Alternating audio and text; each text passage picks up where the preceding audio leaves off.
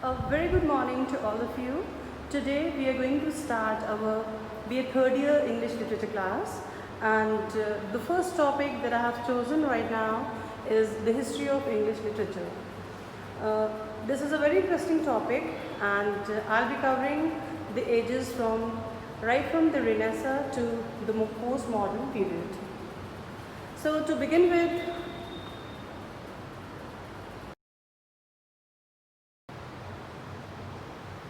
for your convenience, what we have done is we have actually noted down these different periods on the blackboard, and before the Renaissance period we did have that Anglo-Saxon period, but because in your course we'll be starting with the Renaissance. तो बच्चों मैं फिर से एक बार आपको बता दूं कि आज हम लोग हिस्ट्री ऑफ इंग्लिश लिटरेचर की क्लास कर रहे हैं, जिसमें कि मैंने आप लोगों के कन्वीनियंस के लिए ये 7 डिविजन्स में इसको बांट दिया है। जब हम हिस्ट्री की बात करते हैं इंग्लिश लिटरेचर की, तो हम जोफ्रे चौसर वाला पीरियड है वो भी पढ़ते हैं, एंग्लो सैक्सन पीरियड पढ़ते हैं, और जहाँ तक प्रॉपर रिटन हिस्ट्री की बात है तो वो रेनेसां से हमारे पास उसके एविडेंस मिलते हैं। तो बच्चों, जो पहला हमारा पीरियड है वो द रेनेसां है। इसको हम लिखते हैं रेनेसांस, लेकिन बिकॉज़ ये एक फ्रेंच वर्ड है, इसका जो प्रोनाउंसिएशन है वो रेनेसां, जो कि 1500 से स्टार्ट होके 1660 तक था। दूसरा पीरियड जो आता है वो है द न्यू क्लासिकल पीरियड, और ये जो न्यू क्लासिकल पीरियड था ये 1600 से 1798 है। अब इसको हम न्यू क्लासिकल पीरियड क्यों कहते हैं? इसलिए कहते हैं क्योंकि पहले क्लासिकल पीरियड था रेनेसां के भी पहले, और उसके बाद फिर कुछ नई चीज़ें इसमें ऐड हुई और फिर ये न्यू क्लासिकल पीरियड कहलाया जाने लगा। फिर हम आते हैं रोमांटिक पीरियड पे। ये जो रोमांटिक पीरियड था ये 1798 से 1832 तक था। अभी मैं आपको डिटेल में ये भी बताऊंगी कि ये पीरियड्स किस तरीके से हमने डिवाइड किए हैं, और ये आप लोग को पता होना चाहिए कि ये जो डिवीज़न होता है ये स्कॉलर्स ने थोड़ा अपनी सुविधा के अनुसार भी किया है, ताकि जो स्टडी है वो ढंग से फैसिलिटेट हो जाए। जो हमारा फोर्थ पीरियड है वो है द विक्टोरियन पीरियड, जो कि 1832 से 1901 तक था। उसके बाद है हमारा एडवर्डियन पीरियड, किंग एडवर्ड के टाइम का जो पीरियड है वो 1901 से 1914 है। फिर है हमारा द मॉडर्न पीरियड, जो कि 1914 से स्टार्ट समझा जाता है, लेकिन स्कॉलर्स में काफ़ी ज़्यादा डिबेट्स हैं इस चीज़ को लेके कि जो मॉडर्न पीरियड है वो अब तक चल रहा है या फिर वो कब ख़त्म माना जाए। So we have various theories about the exact duration of the modern period.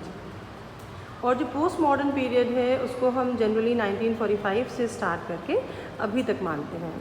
बहुत सारे ऐसे कॉन्फ्लिक्ट्स हैं, ऐसे जो जितने भी हमारे लिटरेरी थियरिस्ट हैं या फिर जितने भी जो लिटरेरी थिंकर्स हैं, वो कुछ लोग का मानना है कि ये मॉडर्न पीरियड अभी भी चल रहा है, कुछ लोग का मानना है कि ये इस समय पोस्ट मॉडर्न पीरियड चल रहा है। तो हम जब नेक्स्ट क्लास में हम जब मॉडर्न पीरियड को पढ़ेंगे और जब हम पोस्ट मॉडर्न पीरियड को पढ़ेंगे, तब हम कोशिश करेंगे to bring home the point कि हम इसको कहाँ पे लोकेट करते हैं। ठीक है बच्चों? और इसमें हम अलग अलग क्लासेस में रेनेसां पीरियड कवर करेंगे, हम न्यू क्लासिकल पीरियड कवर करेंगे, रोमांटिक पीरियड कवर करेंगे, एंड सो ऑन। एक बहुत इंटरेस्टिंग बात मैं आपको ये बताना चाहती हूँ कि जब हम इनको पढ़ेंगे तो हमें ये समझ में आएगा, जैसे फैशन में होता है ना कि जैसे जो 70s की हीरोइंस थीं, उनके कुछ चिपके चिपके चूड़ीदार होते थे, फिर वो अचानक आउट ऑफ फैशन हो गए, फिर ये बेल बॉटम्स फैशन में आए, फिर वो आउट ऑफ फैशन हो गए, फिर दोबारा से चूड़ीदार का फैशन आया। तो एक चीज़ आती है, कुछ दिन रहती है और हम उसको बहुत अप्रिशिएट करते हैं, उसको हम पसंद करते हैं, और उसके बाद फिर वो उससे हमारा मन उब जाता है, उसमें हमें खामियां नज़र आने लगती हैं, और फिर हम पुरानी चीज़ें हमें फिर पसंद आने लगती हैं। उसी तरीके से हमारे लिटरेचर में भी ऐसा ही है कि एक बार इमोशंस हावी होते हैं, बहुत दिन तक इमोशंस रूल करते हैं, और फिर हमें लगता है नहीं, अब इंटेलेक्ट का यूज़ होना चाहिए, और फिर इंटेलेक्ट आता है, और फिर कुछ समय बाद हम इंटेलेक्ट से भी परेशान हो जाते हैं और फिर हम इमोशंस की ओर भागते हैं। अगर हम बहुत मोटे मोटे तौर पे अपने 4 जो टॉपिक्स, फर्स्ट 4 क्राइटेरिया लें, ये जो द रिनेसा है, फिर न्यू क्लासिकल है, रोमांटिक पीरियड है और विक्टोरियन पीरियड है। तो ये जो रिनेसा पीरियड है इसमें भी ऐसे ही था, बहुत आर्ट हुई इसमें, बहुत पेंटिंग्स हुई, बहुत अच्छा लिखा गया, इमोशंस ही इमोशंस थे हर जगह। और उसके बाद फिर लोगों को मज़ा कम आने लगा। फिर जो पोप और ड्राइडन जैसे लोग हैं उनका कहना था कि नहीं भाई, कुछ दिमाग से लिखा जाने लगा चाहिए, तो न्यू क्लासिकल पीरियड आया। अब न्यू क्लासिकल पीरियड में ही जो जितनी भी पोएम्स थी उनको हम ड्राइंग रूम पोइट्री कहते हैं, क्योंकि वो दे वर कंपोज्ड और they were written using the intellect, not straight from the heart, and that is why they are suppose to be discussed in drawing room. Proper एक discussion का मुद्दा होती थी पोप और ड्राइडन की जो पोएम्स होती थी। उसके अलावा कुछ पोइटिक ड्रामा भी लिखा गया न्यू क्लासिकल पीरियड में, जिसमें कि इमोशंस की बात हम कम करते हैं और इंटेलेक्ट की बात ज़्यादा करते हैं। हम इमेजिनेशन को उसमें यूज़ नहीं करते हैं, और हम उसमें जो विट है या फिर जो रियलिटी है उसको हम लाते हैं। इसका जो ऑपोजिट है, लोग बहुत थक गए, बहुत दिमाग लगा के रोमांटिक पीरियड आता है। रोमांटिक पीरियड में मैं ये बताना चाहूँगी कि 1798 एक्चुअली हम क्यों बोलते हैं कि रोमांटिक पीरियड 1798 में स्टार्ट हुआ था। ये हम इसलिए बोलते हैं क्योंकि थोड़ा सा हम इसके पहले जाएं, थोड़ी हम यूरोपियन हिस्ट्री की ओर जाएं, तो जो फ्रेंच रेवोल्यूशन था एक बहुत इम्पॉर्टेंट इवेंट था फ्रांस की हिस्ट्री में, वो 1789 में हुआ था। तो फ्रेंच रेवोल्यूशन से ही बहुत इम्प्रेस होके, उससे मोटिवेट होके वर्ड्सवर्थ और कोलरिज ने एक लिरिकल बैलेड्स नाम की एक बुक लिखी थी, और लिरिकल बैलेड्स में इमोशंस को, इमेजिनेशन को बहुत इम्पोर्टेंस दी गई थी, और इस बुक का जो पब्लिकेशन है वो 1798 में हुआ था। So students, we always have to keep this in mind कि that 1798 is a very important year in the history of English literature, because it was the year in which lyrical ballads was published that actually cemented and confirmed the doctrine of romantic revival or romantic movement. अब इसमें lyrical ballads में क्या हुआ? lyrical ballads में ये हुआ कि Wordsworth और कोलरिज ने आपस में पैक्ट किया, एंड वर्ड्सवर्थ ने बोला कि मैं इसमें अपनी छोटी छोटी पोएम्स लिखूँगा, और मेरा काम होगा जो नॉर्मल चीज़ें हैं उनको इस तरीके से लिखना कि वो थोड़ा सा सुपर नेचुरल या डिफरेंट लगें। और कोलरिज का बच्चों ये कहना था कि इसमें मैं अपनी लंबी पोएम्स लिखूँगा, और उनका जो थीम होगा वो सुपर नेचुरल होगा, लेकिन उसका जो स्टाइल होगा वो इस तरीके से होगा कि बहुत हमें नेचुरल लगे और बहुत साइकोलॉजिकल कॉज एंड इफ़ेक्ट वाली बात हो उसमें।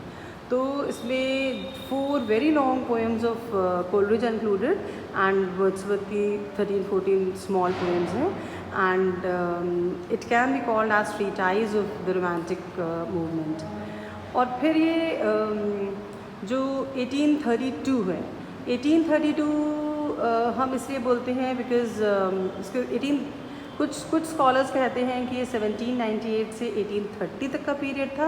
1830 इसलिए क्योंकि जो एक बहुत अच्छे बहुत ही स्कॉलरली हिस्टोरिकल राइटर थे स्कॉट, उनकी डेथ हुई थी। तो ये कहते हैं उनकी डेथ के साथ ही रोमांटिक मूवमेंट ख़त्म हो गया।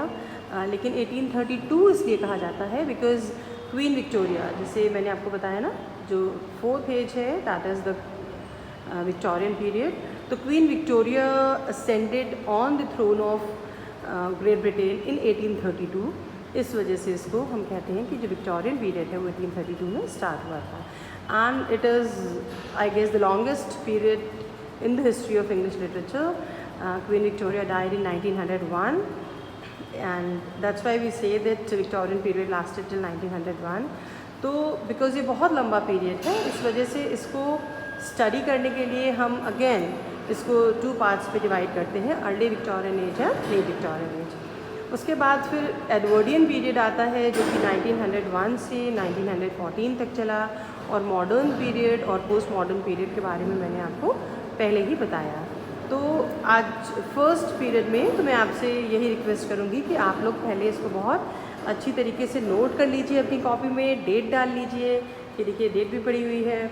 उससे ये होगा कि आप लोग जब लिखेंगे तो जब हम लिखते हैं तो भी हमें बहुत सारी चीज़ें याद होनी शुरू हो जाती हैं, हमारे पेन को आदत पड़ जाती है। लिखिए और इसको बोलिए भी। इसको बोलने से ये होता है कि हमारे ज़ुबान में ये शब्द चढ़ जाते हैं। तो रेनेसा आपको बहुत ये एकदम नॉर्मल लगना चाहिए। New classical period, romantic period, Victorian period, Edwardian period, modern period और द पोस्ट मॉडर्न पीरियड। अब हम अपनी नेक्स्ट क्लास में हम स्टार्ट करेंगे Renaissance. I hope you all enjoyed the class and keep safe, stay happy, stay healthy.